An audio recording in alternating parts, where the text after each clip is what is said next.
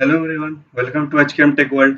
तो इस वीडियो में हम लोग जानने वाले हैं कैसे हम लोग अब कोई की सिस्टम को वर्कर नोड बना सकते हैं जेनकिंस मास्टर का। मतलब मैंने एक पिछले वीडियो में आप लोग को बताया था कि डिस्ट्रीब्यूटेड क्लस्टर क्या होता है जेनकिंस में और वर्कर नोड हम लोग क्यों बनाते हैं जेनकिंस में। मैंने सब बताया था आप लोग को। पिछला वीडियो अगर देख लीजिएगा आपको समझ में अगर नहीं आ रहा है डिस्ट्रीब्यूटेड क्लस्टर क्या होता है और हम लोग क्यों वर्कर नोड बनाते हैं, इसका बेनिफिट क्या है, सब मैंने पिछले वीडियो में बता रखा है। तो फिलहाल हम लोग क्या करेंगे, इस वीडियो में हम लोग क्या करेंगे, वर्कर नोड बनाएंगे अपने लिनक्स को। मैंने बताया था, बोला था आप लोग को विंडोज का ही मैं बताऊंगा। तो इस वीडियो के बाद मैं आप लोग को विंडोज के बारे में ही लाऊंगा। मैं हम लोग विंडोज को कैसे वर्कर नोड बना सकते हैं अपने जेनकिंस मास्टर का, ठीक है। तो फिलहाल अगर देखिएगा तो यहाँ पे अगर आप देखिएगा तो यहाँ पे मेरा दो सिस्टम है। इसका आईपी अगर मैं आप लोग को दिखाऊं, इसका आईपी अगर आप देखिएगा तो इस पे मेरा अभी जेनकिंस मास्टर रन कर रहा है। इस पे मैं अगर आप लोग को दिखाता हूँ, अगर मेरा आप स्टेटस देखिएगा जेनकिंस का, तो इस पे आप जेनकिंस का स्टेटस देखिएगा तो इस पे एक्टिव है, मतलब मेरा मास्टर जो है ये व्हाइट वाला पे रन कर रहा है और ये ब्लैक वाला पे मेरा जेनकिंस नहीं है। मैं आप लोग को दिखा देता हूँ। इस पे जेनकिंस रन नहीं कर रहा है। इस पे देखिए जेनकिंस कुड नॉट फाउंड, मतलब यहाँ पे जेनकिंस सर्वर रन नहीं कर रहा है मेरा। तो ये मेरा मास्टर नोड है पूरा और ये इसको हम लोग वर्कर नोड बनाएंगे। पर एक बात प्रीरिक्विजिट ध्यान रखिएगा। आप लोग कोई भी सिस्टम को बनाइए अपना वर्कर नोड, चाहे आप लिनक्स को बनाइए चाहे विंडोज को बनाइए, एक चीज हमेशा याद रखिएगा, आप लोग को सिस्टम में जावा चाहिए। यहाँ देख सकते हैं मेरा जावा इंस्टॉल्ड है।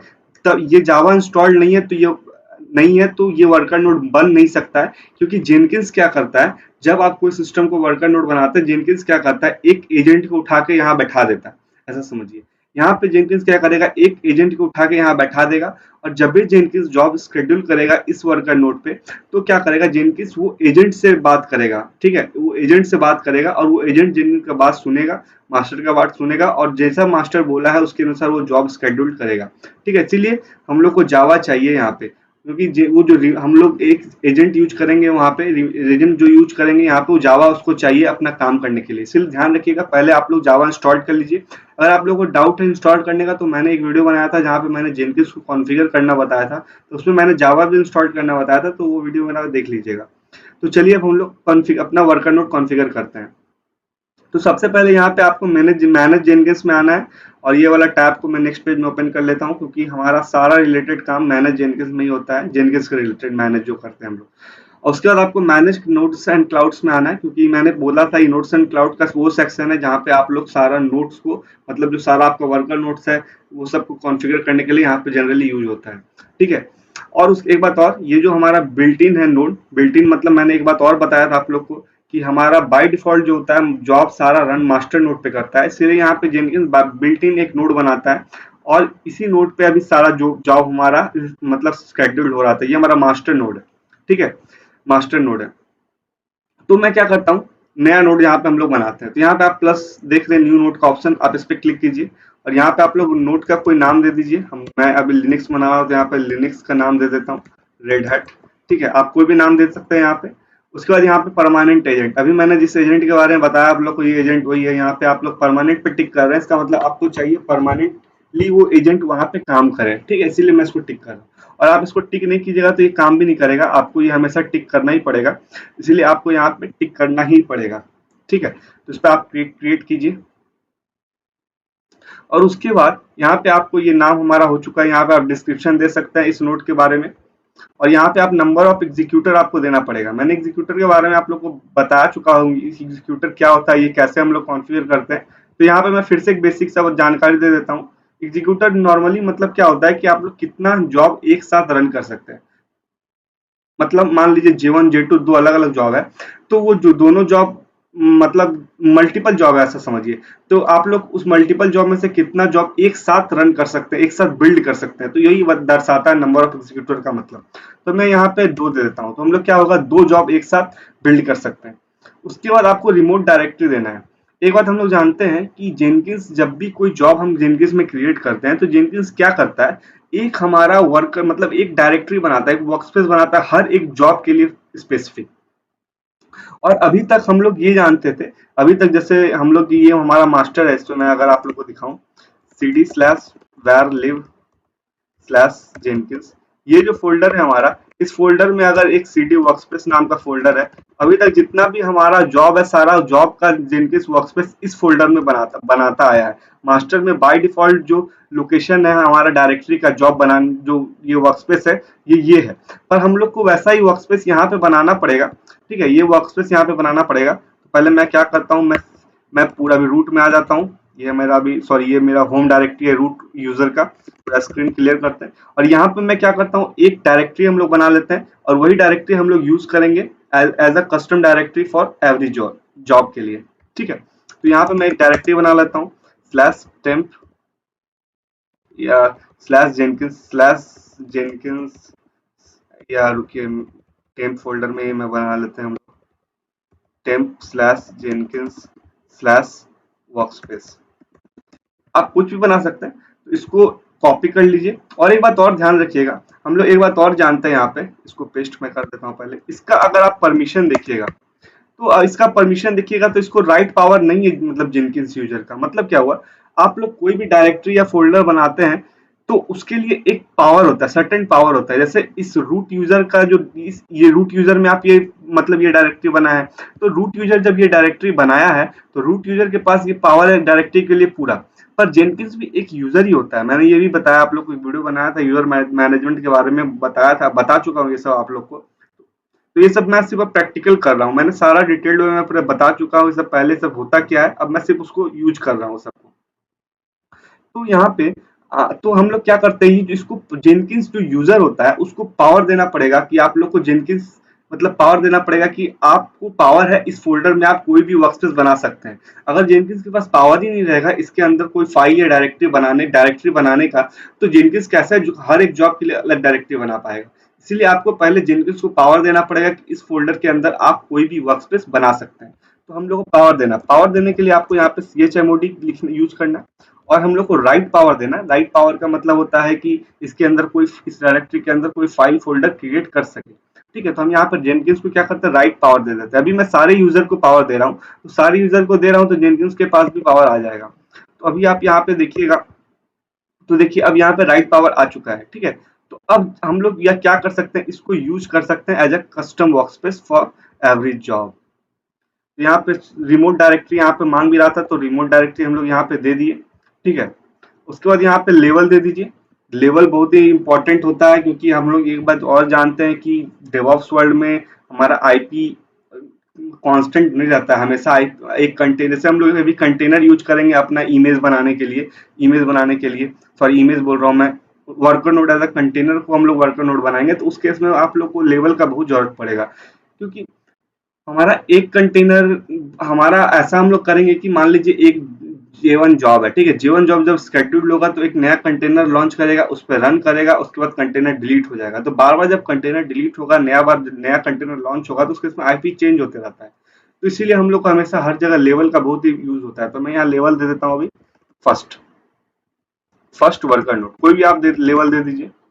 और उसके बाद यहाँ पे यूजेज आएगा ऑप्शन। यहाँ पे आप लोग को दो ऑप्शन रहेगा। ठीक है, एक है usages this node as much as possible, एक रहेगा ओनली बिल्ड जॉब विद लेवल एक्सप्रेशन मैचिंग दिस नोड। मतलब यहाँ पे देखिए ये जो लेवल है, अभी इसी का लेवल का मैं बात कर रहा था। आप लोग ऐसा करना चाहते हैं कि ये जो नोड है ये कोई एक पार्टिकुलर जॉब को फिक्स करना चाहते हैं। जैसे मान लीजिए आपका कोई जॉब J1 है। ठीक है, आप चाहते हैं J1 जो नोड है, J1 जॉब है, सिर्फ वही इस नोड पे रन करे। तो आप लोग यहाँ पे ये ऑप्शन टिक कर सकते हैं। ठीक है, वो कैसे कर, हम लोग एक जॉब को मतलब एक जॉब के लिए एक पार्टिकुलर वर्कर नोड बनाते हैं, ये मैं आप लोग को आने वाले वीडियो में बताऊंगा। फिलहाल मैं ये ऑप्शन चुन रहा हूँ, use this node as much as possible, मतलब ज्यादा से ज्यादा ये नोड को यूज करें as a for job scheduling. अगर आप ये ऑप्शन चुनिएगा, अगर मान लीजिए ये ऑप्शन आप चुन लिए, तो इस केस में क्या होगा, आप जिस जॉब में ये लेवल यूज कीजिएगा, ठीक है, जिस जॉब में आप ये लेवल यूज कीजिएगा वही जॉब इस नोड पे रन करेगा, वरना और कोई रन नहीं करेगा इस उसके अलावा। तो फिलहाल मैं ये ऑप्शन चुन रहा हूँ, this use this node as much as possible. उसके बाद यहाँ पे लॉन्च मेथड चुनना है आपको। लॉन्च मेथड में दो ऑप्शन है फिलहाल, एक लॉन्च एजेंट बाय SSH। हम लोग SSH चुन रहे हैं क्योंकि हम लोग का लिनक्स वर्कर नोड हम लोग बना रहे हैं, तो लिनक्स वर्कर नोड बना रहे हैं तो हम लोग भाई वाया SSH भी बात काम कर सकते हैं, क्योंकि लिनक्स में प्रोटोकॉल जनरली SSH यूज होगा। हम लोग SSH के माध्यम से हम लोग पूरा काम कर लेंगे यहाँ पे। जब हम लोग विंडोज यूज करेंगे तो उस केस में हम लोग को ये यूज करना पड़ेगा। फिलहाल मैं अभी लिनक्स कर रहा हूँ तो यहाँ पर legend launch agent via SSH, क्योंकि हम लोग को लेजेंड भेज सॉरी एजेंट भेजना है हम लोग को। जेनकिंस एजेंट भेजेगा अभी अपना इस वर्कर नोड पे, तो इन यही हम लोग को यहाँ बताना है कि कैसे भेजेगा एजेंट। तो हम लोग यहाँ पे वाया एसएसएच कर रहे हैं, एसएसएच के माध्यम से हमारा जो एजेंट जेनकिंस मास्टर है वो अपना एजेंट भेज दे हमारा वर्कर नोड पे। उसके बाद यहाँ पे आपको होस्ट का आईपी देना पड़ेगा, कहाँ भेजना है ये तो बताना पड़ेगा ना आपको, तो इसीलिए यहाँ पे आप आईपी दीजिए। उसके बाद क्रेडेंशियल दीजिए। यहाँ पे मैंने क्रेडेंशियल एक बना लिया है, मैंने अपना क्रेडेंशियल सेट कर लिया था। ठीक है, इसको आप चुन सकते हैं। अगर आपको अपना क्रेडेंशियल ऐड नहीं किया है तो आपको ऐड करने का मेथड ये है, ऐड में जाइए, जेनकिंस में जाइए। उसके बाद आप अगर यूजर नेम और पासवर्ड के माध्यम से करना चाहते हो तो यहाँ पे यूजर नेम पासवर्ड कीजिए, मैं यही कर रहा हूँ। उसके बाद यहाँ पे आकर आप यूजर नेम दीजिए और पासवर्ड दीजिए। यूजर नेम और पासवर्ड देने के बाद आप यहाँ पे ऐड कर लीजिएगा, ऐड कीजिएगा तो यहाँ पे ऑप्शन आ जाएगा आपका चुनने का। ठीक है, तो मैं मेरा आ चुका है तो मैं ये चुन लेता हूँ। उसके बाद यहाँ होस्ट की वेरिफिकेशन स्ट्रेटजी है, यहाँ पे की का बात है की। एसएसएच में क्या होता है, की चेक होता है, की चेकिंग होता है। तो यहाँ पे फिलहाल मैं अभी नॉन वेरीफाइंग वेरिफिकेशन स्ट्रेटजी चुन रहा हूँ, क्योंकि इस सब का अलग अलग मतलब होता है। ये सब का मैं मतलब एक डिटेल्ड वीडियो लाऊंगा इस सब के बारे में, पूरा चारों मेथड के बारे में, तो उसमें मैं समझाऊंगा। फिलहाल मैं अभी नॉन वेरीफाइंग वेरिफिकेशन स्ट्रेटजी चुन रहा हूँ। इसका मतलब क्या होगा ज्यादा अभी मत समझिए, क्योंकि हर एक वर्कर नोड में आप लोग को ये सब सेट करना पड़ेगा। तो ये वीडियो लंबा करने से अच्छा मैं एक अच्छा इसके लिए डिटेल्ड वीडियो ले आऊँ, क्योंकि इस थोड़ा समझाने में सिर्फ 5-10 मिनट लग सकता है। तो ये मैं समझाऊंगा आपको एक सेपरेट वीडियो में। ठीक है, तो फिलहाल आप नॉन वेरीफाइंग वेरिफिकेशन स्ट्रेटजी चुन लीजिए। उसके बाद ये सब पोर्ट नंबर है, SSH by default port number हमारा 22 पे है, और अभी ऐसा कुछ हमको यहाँ देना नहीं है, तो एडवांस सेक्शन बंद करते हैं। और उसके बाद यहाँ पे keep this agent as much as possible, यहाँ पे 3 ऑप्शन रहेगा। जनरली आप यहाँ देखिएगा तो एक ऑप्शन है bring this agent online when in demand, ये जनरली हम लोग कंटेनर में करते हैं। कंटेनर में क्या करते हैं, हम लोग इसको ऑप्शन जब चुनेंगे तो हम लोग उसमें क्या होगा, जब आप जॉब रन कीजिएगा तो एक कंटेनर लॉन्च होगा। कंटेनर लॉन्च होगा, उसके बाद आप जेनकिंस सुनिए सारा चीज प्रोसेस होगा, लॉन्च होगा, जेनकिंस अपना एजेंट भेजेगा, एजेंट भेजने के बाद सारा काम होगा वहां पे। ठीक है, तो वो सब काम जेनकिंस करेगा। यहाँ पे फिलहाल आपको यहाँ पे अगर आप keep this agent as much as possible कर दीजिएगा तो मतलब ये हमेशा ऑनलाइन ही एक तरह से रहेगा, जब तक आपका ये वर्कर नोड आप मैनुअली बंद नहीं कीजिएगा, मतलब शट डाउन नहीं कीजिए या सिस्टम करप्ट नहीं करेगा, तब तक ये हमेशा एजेंट के ऑनलाइन ही रहेगा। उसके बाद हमको यहाँ पे इन्वायरमेंटल वेरिएबल सब सेट करना है, ये सब हमको अभी करना नहीं। टूल लोकेशन से कुछ हमको ध्यान उतना कुछ आप सेट नहीं करना है, ये सब कर सकते हैं आप। तो इसके बाद आप यहाँ पे सेव कर लीजिए। सेव कर लीजिएगा तो अब आप यहाँ पे देखिएगा एक आपका लिनक्स रेड हैट नाम का यहाँ पे बन चुका है आपका यहाँ पे मैनेजिंग नोड एंड क्लाउड, पर अभी ये ऑफलाइन है। ये अभी ऑफलाइन है, इसको हम लोग स्टेटस देख सकते हैं इसका, अभी देख सकते हैं क्या क्या हो रहा है बैकग्राउंड में। बैकग्राउंड में जैसे मैं इसका बिल्ड लॉक्स पे क्लिक लॉक्स ओपन करता हूँ उसका, तो यहाँ पे पीछे बैकग्राउंड में क्या क्या कर रहा है जेनकिंस। तो यहाँ पे अब ये लॉग्स देख के पता चल रहा है, यहाँ पे एक चीज आ रहा है सक्सेसफुली कनेक्टेड एंड ऑनलाइन। तो चलिए देखते हैं अब हमारा ये ऑनलाइन आया कि नहीं। इसको मैं रिफ्रेश करता हूँ एक बार इस पेज को, तो यहाँ पे आप देख सकते हैं यहाँ पे अब यहाँ पे आने लगा। ये क्या आ रहा है देख, तो ये क्लॉक डिफरेंस बता रहा है। चलिए एक बार पहले हम इसको देखते हैं, हम रन करके कोई जॉब रन होता है कि नहीं हमारा। इसको मैं रिफ्रेश करता हूँ इस पेज को भी एक बार। तो यहाँ पे ये मेरा एजेंट ऑनलाइन है। हम लोग क्या करते हैं, एक जॉब हम लोग यहाँ क्रिएट कर लेते हैं जल्दी से। मैं इसका नाम दे देता हूँ टेस्टिंग फ्री स्टाइल प्रोजेक्ट, और ये ओके। हम लोग क्या करेंगे इस जॉब में, हम लोग जैसे इसको मैं बता रहा हूँ, ये भी लोड होने देते हैं इस पेज को। हम लोग बेसिक से खाली यहाँ पे अभी एक बिल्ड स्टेप डालते हैं चेक करने के लिए कि हमारा ये सही से काम कर रहा है कि नहीं। हम यहाँ पे क्या करेंगे, if config कमांड प्रिंट करते हैं। ठीक है, if config कमांड प्रिंट करते हैं और देखते हैं ये किसका मतलब कौन सा वर्कर नोड यूज कर रहा है, कौन सा वर्कर नोड यूज कर रहा है। यहाँ पे मैंने सेल में कमांड दिया, इसको मैं सेव करता हूँ। और इस बार मैं जब इसे ट्रिगर करूंगा तो ये मैं देखना चाहता हूँ, हम लोग देखना चाहते हैं कि कौन सा वर्कर नोड यूज कर रहा है, तो ये क्या आंसर दे रहा है बैकएंड पे। जैसे ये अभी रन कर रहा है, इसका कंसोल मैं नेक्स्ट पेज पे ओपन करता हूँ, इस जॉब को ओपन कर लेता हूँ नेक्स्ट पेज में, और इस बिल्ड को। तो यहाँ पे इसका अगर कंसोल आउटपुट आप देखिएगा तो ये देखिए ये जो आईपी यूज कर रहा है 192.168.1.6, और ये आईपी हमारा किसका वर्कर नोड का, क्योंकि मैंने आप लोग को स्टार्टिंग में ही दिखाया था कि हमारा इसका जो आईपी है, जैसे इस ये जो हमारा जिस पे अभी जेनकिंस सर्वर रन कर रहा है, इसका आईपी हमारा क्या है 192.1.8 है, 168 1.8। और इसका जो आईपी है हमारा, इसका आईपी हमारा क्या है, इसका आईपी 191 सॉरी 192 168 1.6 है। तो एक बात तो आप लोगों को पता चल गया कि वर्कर नोड ये यूज कौन सा कर रहा है हमारा, वो क्या बोलते हैं, हमारा वर्कर नोड यूज कर रहा है हमारा जो हम लोगों ने अभी कॉन्फ़िगर किया है, और बाय डिफॉल्ट वही यूज करेगा, क्योंकि बाय डिफॉल्ट कभी भी जेनकिंस मास्टर नोड पे वर्कर नहीं रन करता है, जो फॉर सिक्योरिटी पर्पस या ऐसा बोलिए कि ज्यादा लोड नहीं बनाना चाहता है सर्वर का जिसपे अभी रन कर रहा है ये। तो यही सब है पूरा, ऐसे ही हम लोग वर्कर नोड को कॉन्फ़िगर करते हैं। उम्मीद करता हूँ आपको ये समझ में आ चुका होगा। ये क्लॉक डिफरेंस है, ये कुछ है नहीं ये नॉर्मली, ये पर क्लॉक डिफरेंस भी बहुत इंपॉर्टेंट हो जाता है कभी कभार, पर फिलहाल अभी हमारा कुछ नहीं है, ये इतना मैटर नहीं किया। ये आप लोग के केस में मुझे लगता नहीं, उम्मीद नहीं है ये सब ये नहीं आएगा।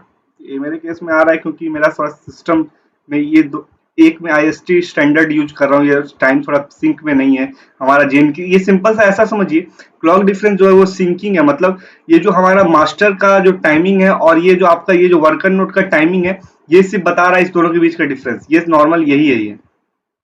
तो उम्मीद करता हूँ आपको ये पूरा कॉन्फ़िगर करने आ चुका होगा, ये पूरा आप लोग को क्लियर हो चुका होगा, आइडिया जैसे लग चुका होगा एक तरह से।